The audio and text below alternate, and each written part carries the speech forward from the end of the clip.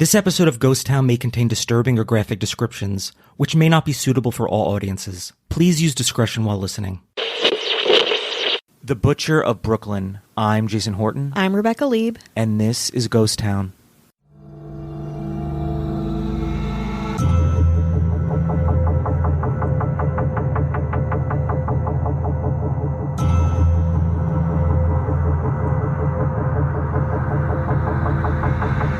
In 1970s Brooklyn, if you passed by 4201 Flatlands Avenue, a small, quiet, low-key looking bar called the Gemini Lounge, you might not think much of it. But that was kind of the whole point. Because inside the white brick facade with Old English font, through the tiny dark windows that flanked the narrow doorway, was a mafia house of horrors, a final destination for those who crossed the Gambinos and various other gangs. The dealings at the Gemini Lounge were overseen by the so-called psychopath mob arm of the Gambino crime family, Roy DeMeo, a.k.a. the Butcher of Brooklyn.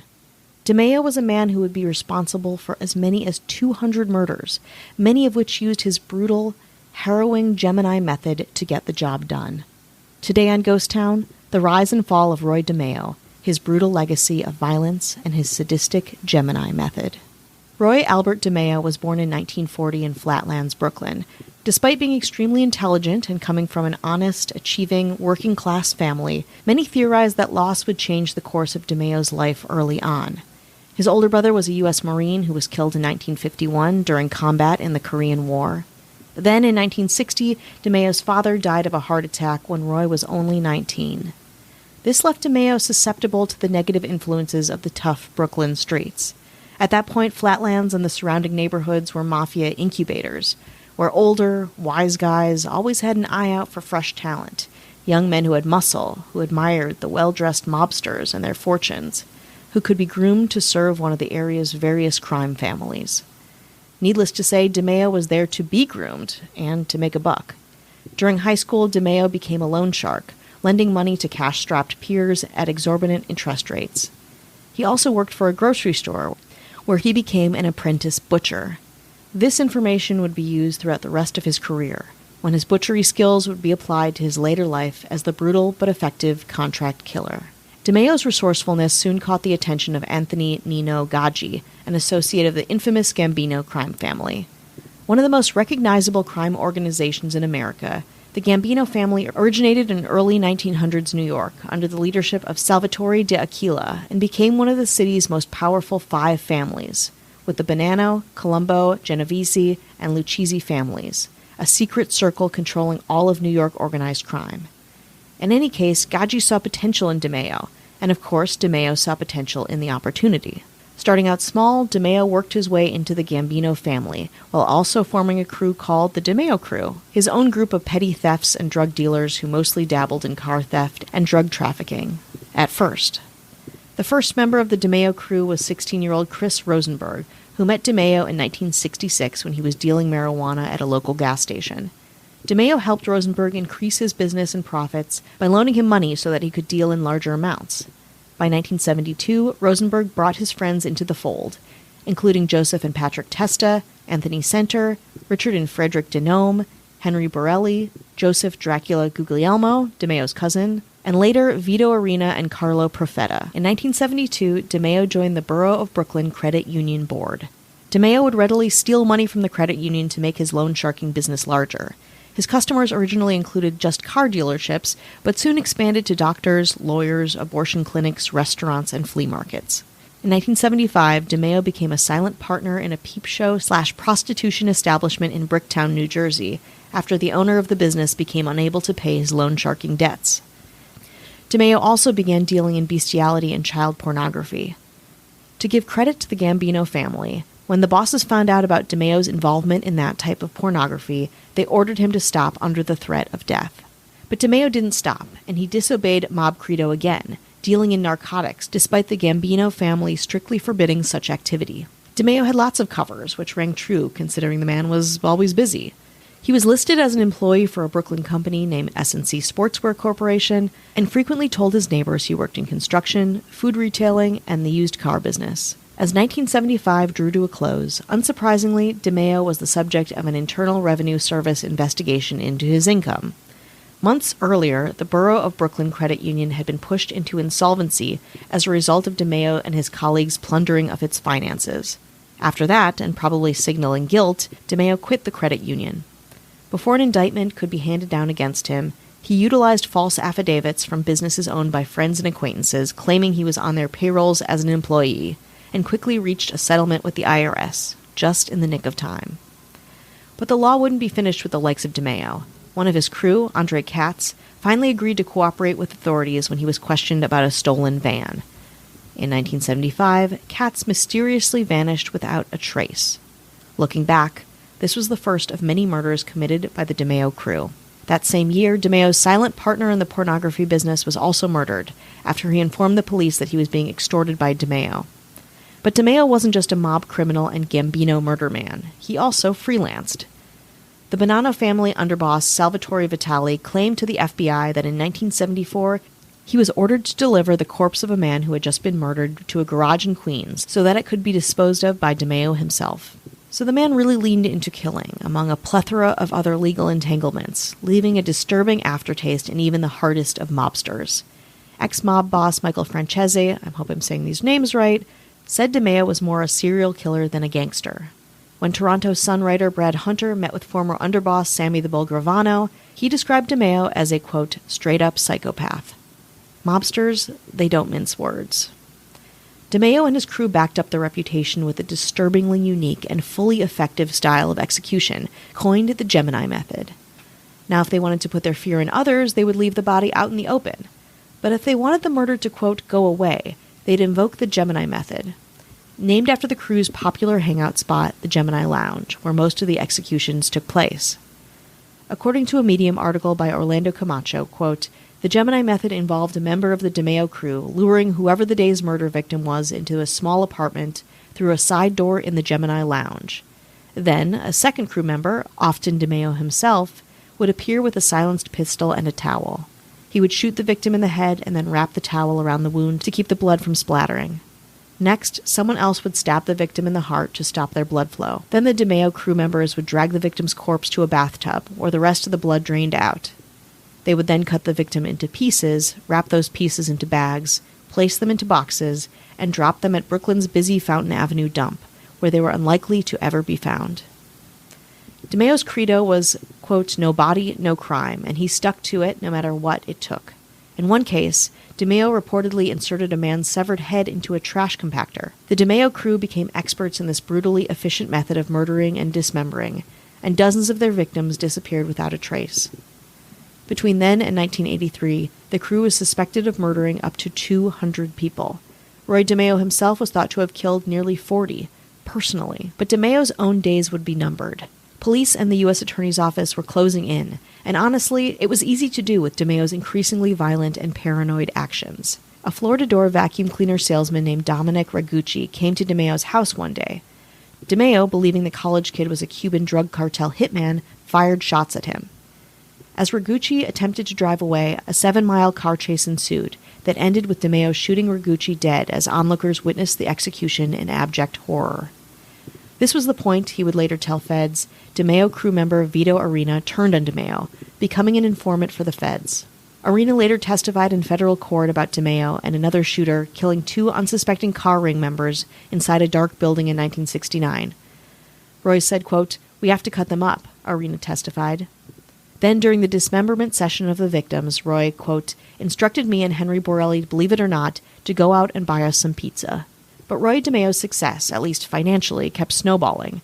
He made a case to Gaji for them to partner with an Irish-American gang called the Westies, which then became a highly lucrative endeavor, and even earned him his, quote, button, the formal induction into the Gambino family, by then-head Paul Castellano. But there was a catch.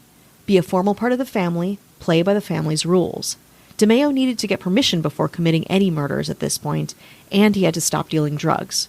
I think you can imagine what happened. DeMeo didn't do either of these things. His crew continued to move large amounts of cocaine, marijuana, and narcotics, and DeMeo continued to kill indiscriminately. Paul Castellano, again head of the Gambino family, near immediately knew he had made a big mistake. As the new boss of the Gambino crime family, he reportedly ordered Roy DeMeo's death because he feared DeMeo was more of a liability than a strength. As the 1980s rolled around, the FBI started investigating the whole of the Gambino family more closely, linking them to a number of missing people. Numerous informants also tipped off the police, and the FBI was holding routine stakeouts near the Gemini Lounge, following DeMeo's every move. In a few years, DeMeo wouldn't be caught, however. He'd be dead by one of his own crew. More after the break. Hi, hello, how are you? Hello. How are you doing? How's it going out there? Good. Good. This is all business today. All business. Yeah. No frills, all business. We're not here to make friends, we're here to win. Ooh. To win friendship. Hi. Oh, see, turned it back around. Oh, I like that. We want to say hello to anyone who's listening, supporting us, spreading the good word of Ghost Town. Thank you, thank you, thank you, thank you. Thank you. And then right into the government. Right in. We're getting right in there. Which is not a criminal organization. No, It's they are not. They benevolent. have like the cool cred of like being like edgy. Yeah. But they're law abiders. Yeah. And they're law enforcers. And we love that at Ghost Town. We love it. Well, did you know that our mayors are involved in a little racketeering, and they got their own cool crime names? Ooh, I can't wait to hear that. Oh, yeah. This underworldly mayor. Mm-hmm. Yeah, you're following with me. Underworldly, yeah. Underworldly Okay. mayor. Has a little bit of an in on cardboard boxes if you want to move. Wink, wink. Whoa. Those are hard to find. Those are hard What, to you gonna find. go to a grocery store and ask them like a No. chump? What are you going to do? You're going to go on Facebook and be like, "Does anyone have boxes for me?" Old boxes. Well, you're going to want to go directly to Marissa. I got the boxes, Rothermel. Oh. Strap in, okay? It's going to get I can't wait. better I can't or wait. worse. Okay. Oh, so you use Coinstar, right? Where you put the coins in and you Yep. get the vouchers or whatever. I mean, I think do you get a voucher from I thought you just would get cash. A card or I think you cash. just or- get straight I up think you have cash. options. Okay. But maybe, how you got those coins. Come on, you taking them from your little brother, your little piggy bank, and you want to launder that, right? Uh-huh. And you need to say, you guys, I gotta take these vouchers. I'm gonna use the word vouchers to somebody who's gonna give you pennies on the dollar, but you're gonna get some. You're gonna launder that money that I'm you lost. took from your grandparents. You're getting the change. You don't know where you're getting the change from. You know what I mean? And you don't want to get it traced back to you. No, you wouldn't want You're that. raiding the piggy banks. You're going to go to one person. Matthew Vouchers Clemens LeRae. Hello. Okay. So you joined an MLM. Yeah. And you need to get someone on your downline, Yeah, you need anyone. right? You need that one person. And just to show good faith, you need to kind of be like, okay, I got a person. This person, they're pretty insulated as far as having the money to buy your dumb product and buy into it. Sure. Because eventually you're going to leave it anyway. Yeah. But you need that one person. You need them. You're going to want to go to somebody. Casey, yeah, sure. I'll help you with your MLM short-term Weber. Good going, Casey. You need friends like this. The Lord's work where they begrudgingly buy some oils. Okay, so you need a ride to the airport. Oh, no. You need a ride to the airport. Not Burbank. And no, you're going to LAX. You're going to LAX. It's 5 p.m. on a Friday. That's when you need to be there. Oh. You don't know where to turn, right? Uber, the prices are too high.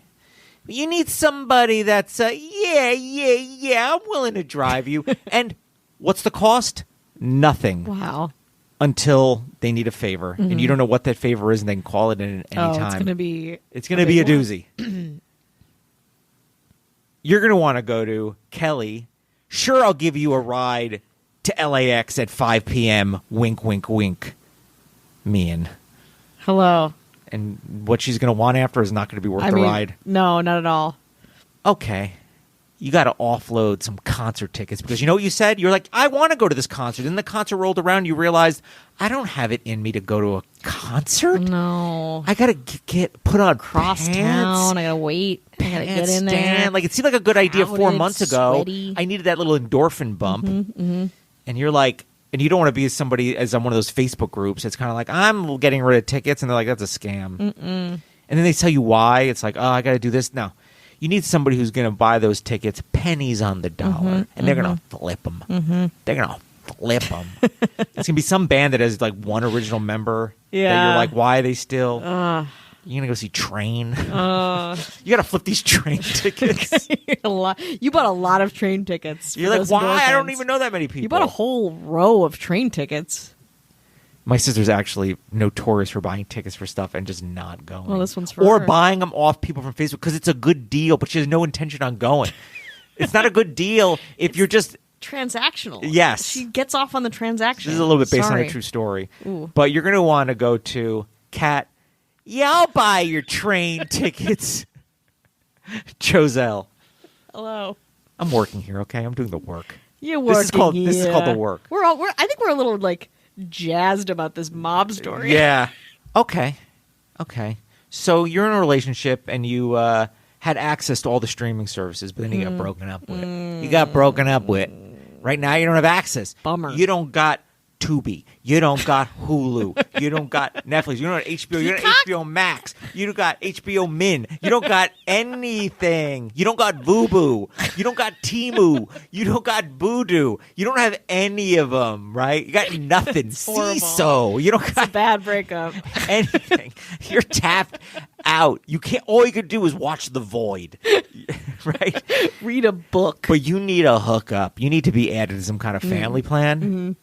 You need a little hookup. And this is a little bit based on a true story. Yeah, I do some shady dealings myself. I'm a bad boy. I'm part of the problem. But I know somebody who's got a little room on their family plan. Yeah, and you don't got to be a member of their family. It's gonna cost you, but then you know what? You know it's gonna be worth it. You don't got to crawling back to your ex. Like, please, baby, please put me back on the Vemu. Love you. Streaming app. I need to watch something with 8 billion ads. It's like, I don't know why you're in charge for it. Yeah. But I will not pay $11 under any circumstances. You're going to want to go to Ashley. Yeah, I got the hookup for Vemu streaming. Matson. God, that's actually hits home for me because my aunt's uncle is the Plex master. He's like Mr. Plex. Oh. You know, if you play your cards right, you see him. He lives in Vegas. He will add you the Plex, but it will be the most intense situation. You'll get texts late into the night about he wants some money for the servers or like too many computers are using it. It's always like this demanding. I have a hookup for Plex, by the way. I have a hookup for everything. Right. I'm bad. I'm bad. Oh, I'm a bad boy. I got anything better than Uncle Cliff. And then our governor. Oh boy, you don't want to get into the proverbial bed with our governor because. P.S. She's in Iceland right now. It's just like a thing. Can we get packed away in the back of her private jet or in some kind of cargo hold and like go with her? You know what I said? I was like, you know what? I want a little shake up. I'm going to go to Panda Express. That's my Iceland. Yeah, that's right. And I felt like I was like, ooh, I don't normally go. There's another world for me, baby. Ooh, yeah, it's exotic. Cool. Yeah, different air chicken. conditioning in this. Exactly. Panda It Express. smells the sights. And she's like, no, I'll just go to Iceland. Maybe it's for work. I don't know, and I don't want to know. I don't want to. The mystery needs to be preserved. If we know too much, we're going to get in trouble. Yeah, true. But this person has the hookup for literally everything and anything. Absolutely. And you know why the devil doesn't have a soul? Sold it to our governor, Avian Noble. If you want no ads, no chit-chat, bonus episodes, a new one up now. It's a weird one. It's so weird. I was listening to it again. I was like, very weird. I liked it. It's a very weird one. I liked it. I was into it. 7 days free. You can listen to it and bail, or you can support us for $1 or $2. Either way, head on over to patreon.com/ghosttownpod. All right, you want to go back to Brooklyn? Let's get back to the borough of Brooklyn, where it is 1982, and the feds suspect that Roy DeMeo is linked to many missing people and murders. Meanwhile, also following him was the Gambino crime family boss Paul Castellano, who had a hit out on DeMeo himself. A testament to DeMeo's absolute brutality, many of the Gambino family crews refused the contract kill because they feared they would not be successful, and Roy DeMeo himself would come after them. Allegedly, a very young John Gotti refused to do this contract hit. So the Gambinos decided to get one of DeMeo's own crew members and his mentor to do the deed. Poetry, right? According to the Mob Museum, it was DeMeo's own mentor, Anthony Nino Gaggi, the guy who discovered teenage DeMeo in the first place, who ultimately was tasked with his murder. How do we know this? An FBI bug picked up a conversation between Angelo Ruggiero and Gene Gotti, talking about the contract that Castellano put out on DeMeo. As you can see, the writing was on the wall for DeMeo in some form or another. DeMeo, meanwhile, had become increasingly paranoid, like I said. Reports indicated that he had even contemplated faking his own death. On January 10th, 1983, DeMeo was invited to a meeting at the house of one of his crew, Patty Testa, who lived in the East Flatlands neighborhood in Brooklyn. DeMeo dressed in a long overcoat with a pocket concealing a sawed-off shotgun. He drove the streets of Brooklyn in a new 1983 Cadillac registered in his wife's name. In the trunk was a chandelier from his Long Island home that he planned on later having repaired. The fateful meeting consisted of Capo Nino Gaggi, Patty Testa, Patrick Testa, Anthony Center, and Joseph Testa. No sooner had DeMeo removed his jacket when Gaggi opened fired. DeMeo tried to deflect the shots with his hands, but 2 slugs burst in his face. Other shooters, his colleagues in murder, probably helped inflict his total of 7 head wounds. 10 days later, an NYPD detective noticed that DeMeo's Cadillac was parked at East 28th Street and Emons Avenue in the Center Island. A strange place to park a car, a detective would later say, and the PD had actually gotten complaints about it. That detective called the plate in, but the car had not been reported missing. On January 20th, the detective copied the VIN number and took it to the Auto Crimes Unit, who immediately received notification that the vehicle was registered to none other than Roy DeMeo's wife. From there, they searched the Cadillac. Inside, they found a frozen cadaver, DeMeo's lifeless corpse. The crew had murdered him and carried out DeMeo's body, laying it in the trunk of the Cadillac and draping the glittering chandelier over the corpse of their former boss. DeMeo's family would later receive more than $1 million in property DeMeo had put in their names, but his crew wouldn't be so fortunate. The remainder of DeMeo's crew was picked up by the feds, charged and convicted. Henry Borelli, Joseph Testa, and Anthony Center were sentenced to life in prison. Castellano, Gambino mob boss, was indicted for ordering the murder of DeMeo, but in December of 1985, his tenure atop the Gambino family came to an end when he was assassinated in front of Sparks Steakhouse in Manhattan at the hands of John Gotti. DeMeo himself, or with his crew, we can't know for sure, participated in more than, 200 homicides, almost completely without detection starting in the 1970s. And even though John Gotti wasn't the man to take out DeMeo, the mobster's death paved the way for Gotti to move against the Castellano crew and seize control of the Gambino family himself, ushering in a new era for New York's organized crime, one that would thankfully evolve away from the brutal legacy of Roy DeMeo, the Butcher of Brooklyn.